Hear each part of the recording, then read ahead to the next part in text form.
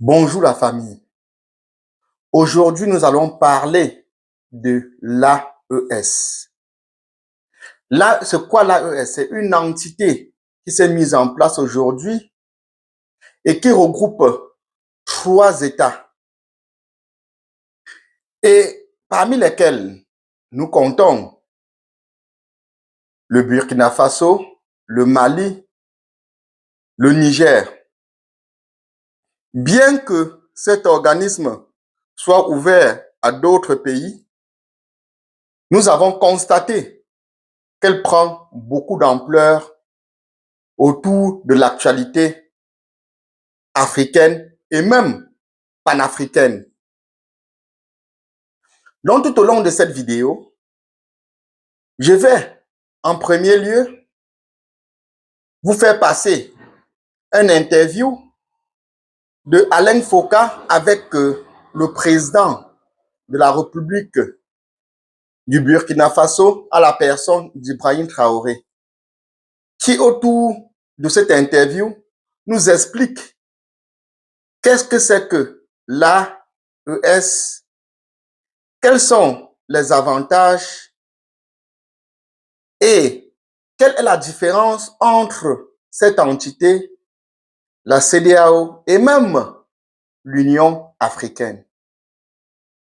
Et là, vous allez comprendre à travers cette vidéo que l'AES n'est pas seulement une organisation,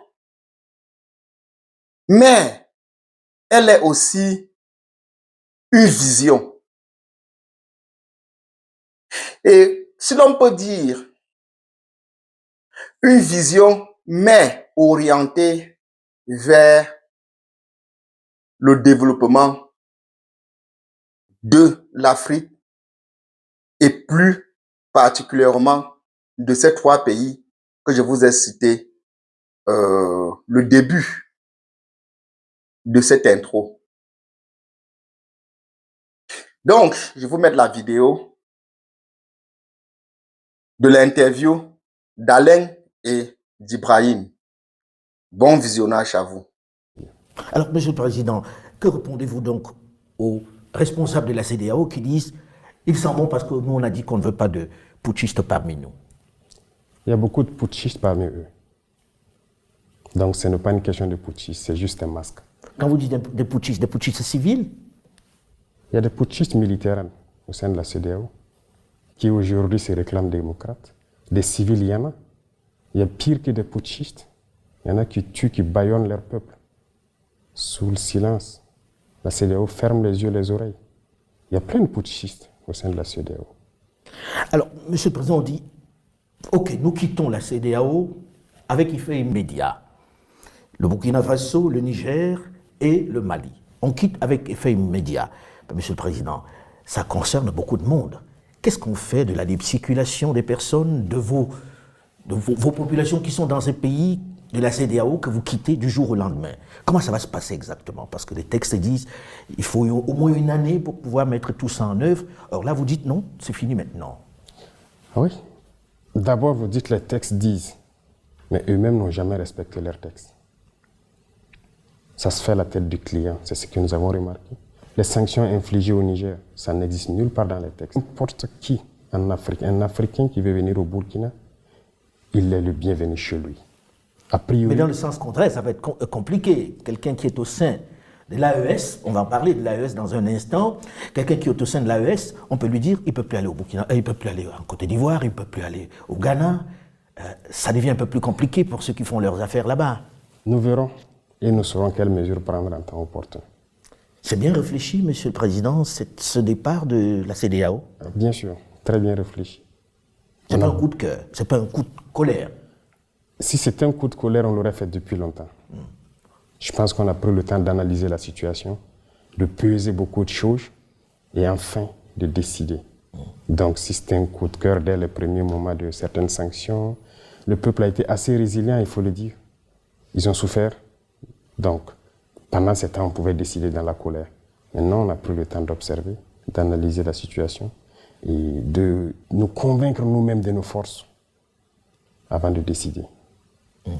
Et vous avez pris tout le monde par surprise. Autre élément dans cette nouvelle façon de dessiner l'Afrique de l'Ouest, l'AES, l'Alliance des États du Sahel.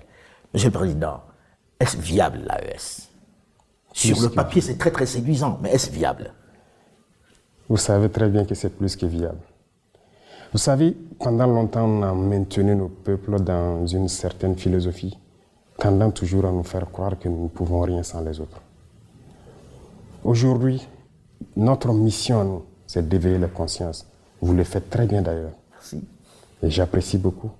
Il faut qu'on arrive à éveiller les consciences, que les jeunes se rendent compte de ce qui se trouve chez eux. Une organisation pareille, il faut d'abord se rendre compte de ses forces, peser ses faiblesses, et à l'issue de cette analyse, vous décidez. L'AES est très bien viable.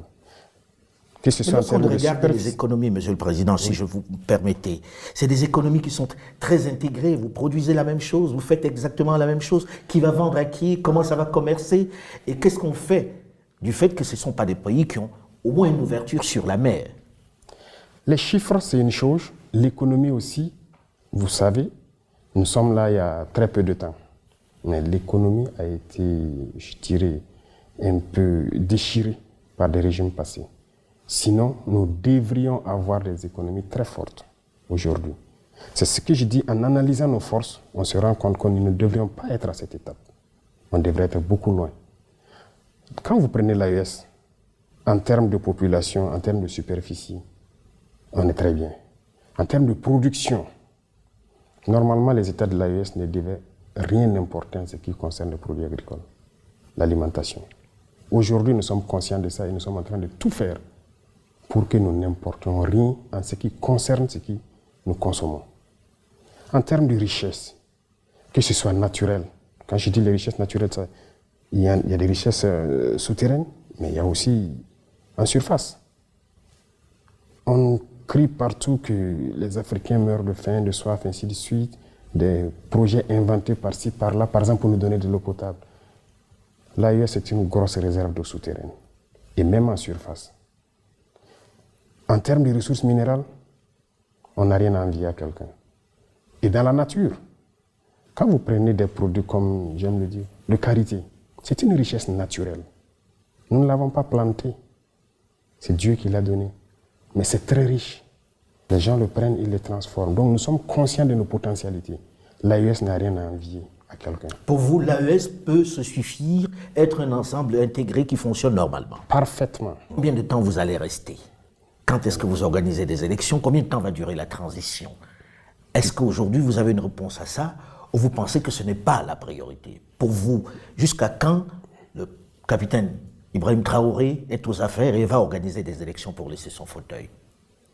J'allais vous poser une question en retour, avant de vous répondre. Mais je ne suis pas là pour répondre aux questions, hein, monsieur. C'est un débat, et ça fait plaisir. Si aujourd'hui, dans 6 mois, on décidait d'abandonner le peuple, vous, en tant qu'homme très objectif, et conscient de notre situation, qu'est-ce que vous allez dire? Quel serait votre commentaire? Honnêtement, je préfère m'abstenir, même si vous savez le fond de ma pensée. D'accord. C'est pour vous dire que c'est fatigant souvent. C'est fatigant, mais la seule chose qui nous fait tenir, c'est l'amour du peuple.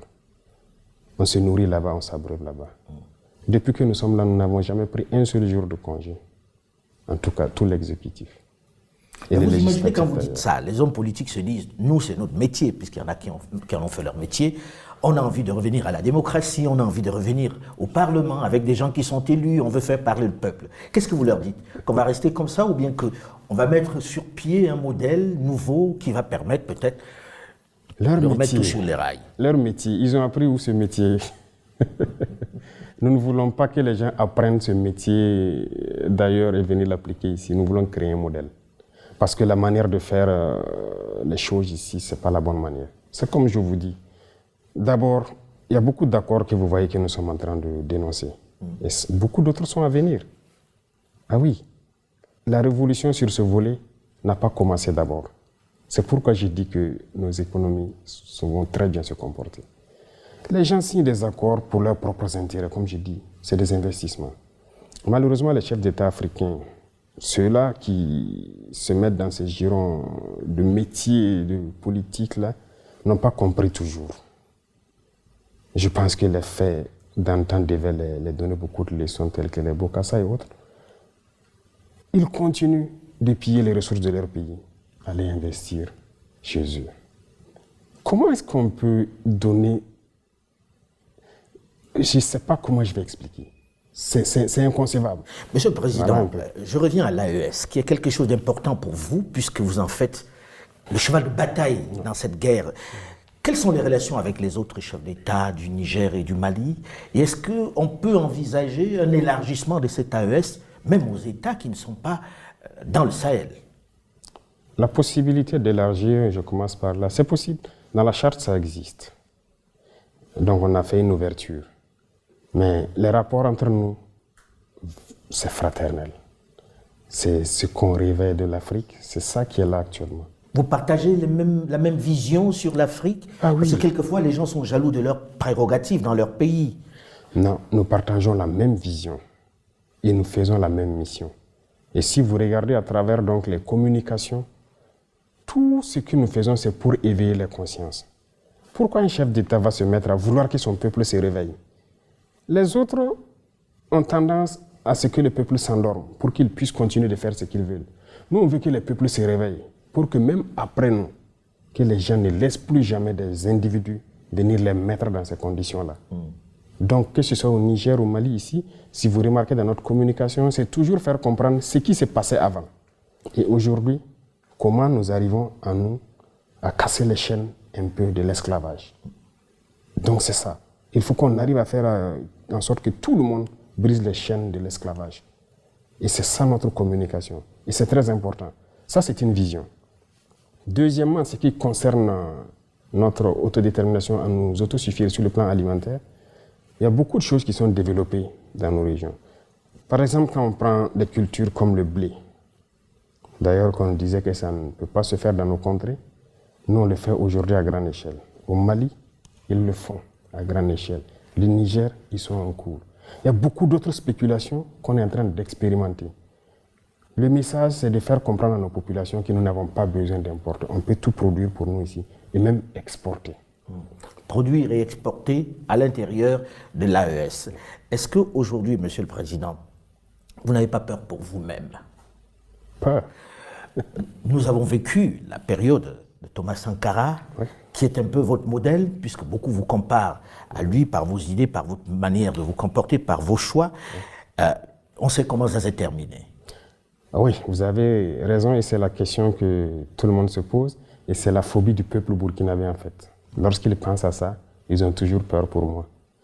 Pour ma personne, je n'ai pas peur. La peur, nous ne la connaissons pas. Nous avons fait face à la mort plusieurs fois. On l'a côtoyé. Nous ne savons pas. Dieu a fait que nous soyons vivants. On rend grâce à Dieu. Donc la peur, on ne la connaît pas. Mais on a analysé le passé. Sur certains volets, peut-être que le président Thomas Sankara a fait des erreurs. Lorsqu'il a dit, par exemple, laisser les amis trahir l'amitié, ce n'est pas à nous de trahir l'amitié. Je pense que cette phrase l'a emporté. Pour vous, il aurait dû être à l'offensive. Nous n'allons plus commettre les mêmes erreurs. Ça, c'est sûr. Et l'impérialisme, comme il a dit, est un très mauvais élève. Lorsqu'il est cherché, il revient avec les mêmes méthodes. Nous suivons. Donc nous ne laisserons pas les mêmes erreurs se reproduire. Aujourd'hui, Monsieur le Président, quelles sont vos relations avec la France et avec l'Union européenne? Nous n'avons pas de relations particulières. Moi, je dis, les relations internationales sont ce qu'elles sont. Le Burkina est en train d'affirmer sa souveraineté. Tout pays ou toute organisation qui respecte cela, nous sommes en bonne relation. Mais lorsque vous ne voulez pas, c'est là que vous voulez nous dicter ce que nous devons faire. Mais vous vous parlez quand même, non? Bien sûr. On se parle. L'Union européenne, dernièrement, on a reçu le nouvel ambassadeur. Je sais que vous avez suivi. Il est là, il travaille, il n'y a pas de problème. L'ambassade française aussi est toujours là. Ils continuent leurs activités. Et les Américains? Ils sont là. Donc il n'y a pas de souci de ce côté, la coopération continue, mais il y a... Tant qu'on va respecter notre souveraineté, tant qu'on va respecter le fait qu'on veuille briser nos chaînes et être indépendant. Alors ça me donne l'occasion de terminer là-dessus. On sait que la CEDEAO n'est pas d'accord sur la sortie. En se disant, bon, pour nous, on a encore appris, je sais que la lettre leur a été adressée, est-ce que vous acceptez encore la négociation? Est-ce que c'est envisageable que demain, vous vous dites, bon, ok, on a compris, on revient, si vous revenez à des meilleurs sentiments? Ou bien c'est terminé, on n'en parlera plus jamais? Il ne faut pas commettre certaines erreurs, je viens de vous le dire.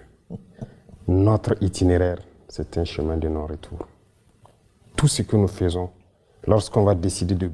C'est-à-dire les chaînes que nous sommes en train de briser, c'est pour toujours. Donc plus jamais de CEDEAO? Non, c'est fini. Si on entre là-dedans, c'est ma dernière question, si on entre là-dedans, ça veut dire aussi que dans quelque temps, vous allez vous attaquer à la monnaie, qui est le CFA. Probablement. Laissez venir les choses. C'est presque inéluctable, non, Monsieur le Président? Vous savez, dans tout ce que nous faisons, ça vous a surpris, n'est-ce pas? Des choses vont peut-être vous surprendre encore. Il n'y a pas que la monnaie. Tout ce qui est lien, qui nous maintient dans l'esclavage, nous allons briser ces liens. À travers cette vidéo, vous avez donc compris la nécessité de créer une telle entité. Et la vidéo nous a donc permis aussi à comprendre quelle sera la différence entre l'AES, la CEDEAO et l'Union africaine. Et pour ceux-là qui sont fans de l'histoire, vous tirerez aussi un coup de chapeau à Ibrahim Traoré qui nous a, à travers cette vidéo, fait comprendre une autre partie de notre histoire. Et comme vous le savez, comprendre l'histoire, c'est connaître les principes, les bases fondamentales, que ce soit d'un pays, d'un continent ou même de la terre entière. Et pour terminer, je dirais donc à tous nos frères africains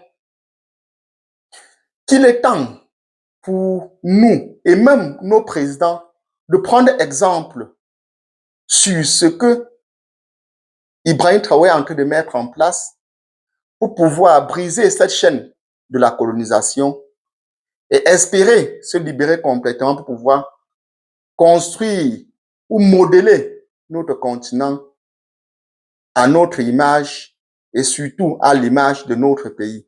Car nous savons tous que d'un pays à l'autre, l'histoire n'est pas la même et la conception du modèle gouvernemental ou même sociétal ne sera pas aussi les mêmes. Donc, pour ceux qui ont l'habitude de regarder mes vidéos, je vous remercie et je vous la cloche de notification pour ne manquer aucune de mes prochaines vidéos, de liker pour le référencement de la vidéo. Et aussi, je ne peux pas passer sans vous dire que ici, pour tous ceux qui cherchent de pouvoir comprendre le fonctionnement du panafricanisme, vous êtes sur la bonne chaîne. Donc, sur ce, je vous souhaite une excellente journée et à la prochaine. Ciao.